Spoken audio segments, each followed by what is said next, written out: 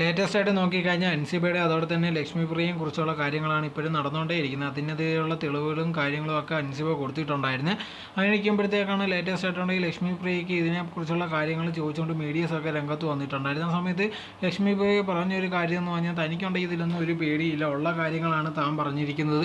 തനിക്കെതിരെ ഉണ്ടെങ്കിൽ ഒരുപാട് പേര് കൂടിയാലോചിച്ചിട്ടാണ് ഇതേപോലത്തുള്ള കാര്യങ്ങളൊക്കെ ചെയ്തിട്ടുണ്ടായിരുന്നത്.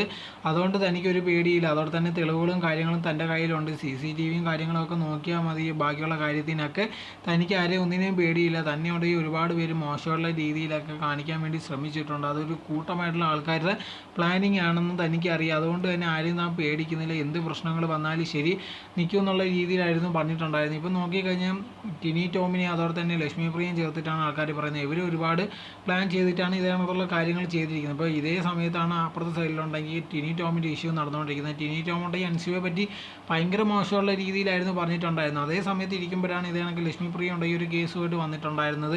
ഇതേ കണക്ക് തന്നെ ഉണ്ടെങ്കിൽ കുടുംബജീവിതം ഭയങ്കരമായിട്ട് കഷ്ടപ്പെടുത്തി ഇതേ കണക്ക് അൻസിബ കാരണമാണ് ഒരു മെസ്സേജ് ഇട്ട് അങ്ങനെ ഇങ്ങനെയാണെന്ന് പറഞ്ഞ് ഒരുപാട് കാര്യങ്ങൾ പറഞ്ഞിട്ടായിരുന്നു കേസ് കൊടുത്തിട്ടുണ്ടായിരുന്നത്. എന്തായാലും അതിനെക്കുറിച്ചുള്ള അന്വേഷണവും കാര്യങ്ങളും നടന്നുകൊണ്ടേ ഇരിക്കുകയാണ്.